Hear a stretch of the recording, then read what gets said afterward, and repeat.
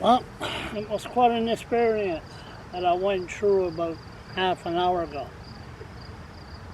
I was walking home and then I was walking by in town, then I wanted to pay my respect to a friend that died a few years ago, so I decided to pay a visit. And then I was walking on Woodstock Road by the roundabout. Then I saw a bunch of Meth heads by the soup kitchen. Now, me Acadian side said, you keep on walking on the sidewalk on Woodstock Road till the cemetery. Me Scottish side said, go walk right between about 30, 40 people there. Go walk right between them and have a look. Something like that can have me killed. So I went the Scottish side. Well, let me tell you, I always bitch and complain about so-called Dr. Sarah Davison place beside the Victory Meat Market, and they're running around, they're taking over. It's a beautiful night, but my God, was it ever bad. And I mean bad. I told somebody, I said, my God, what a big difference between now and 15 years ago. I mean, I remember 15 years ago, there were people hanging around, and I said, I would love, people would say, okay, just ignore the blogger.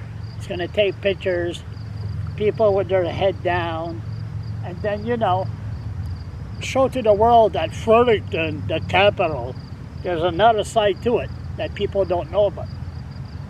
But I didn't do it. It's all in here, whatever's left. And it is bad. It's so bad.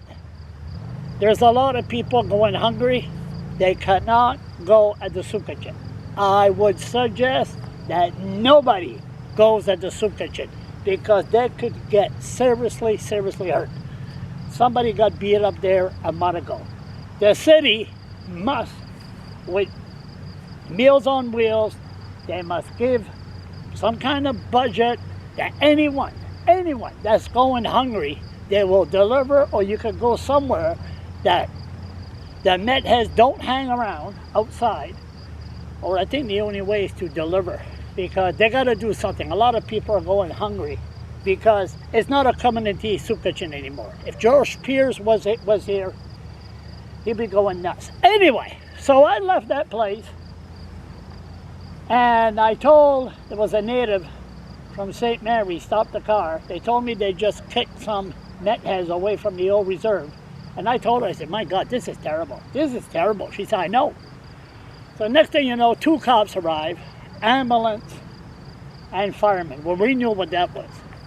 So I hear often on the scanner, overdose, 65 Brunswick, overdose, 65 Brunswick. I said to myself, this time I'm going to have a look, see them in action.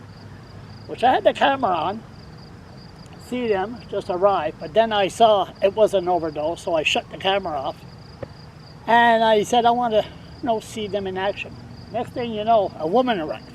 No, we don't want you around here, blah, blah, hollering. I said, listen, I'm just watching. That's all I'm doing. I'm not filming. So I told the cop, I said, listen, I'm being harassed here.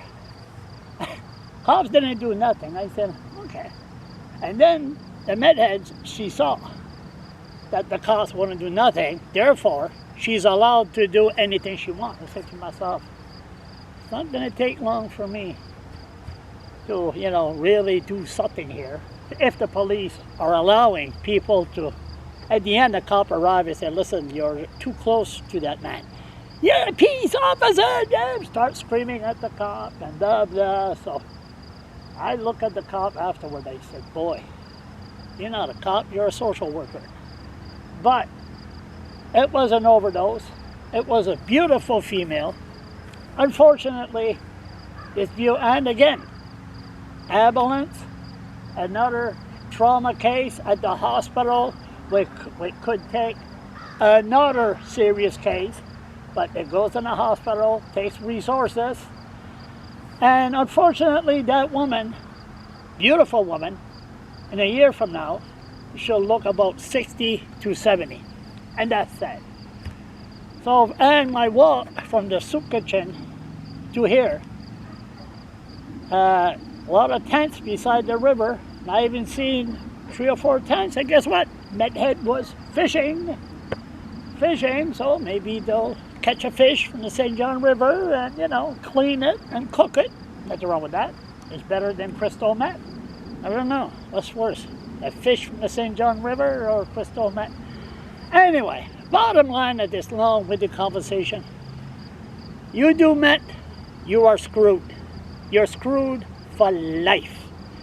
And you're going to end up right here. Now, of course, 99% of the people that's in here didn't do meth. But you will end up, this is your future, right here.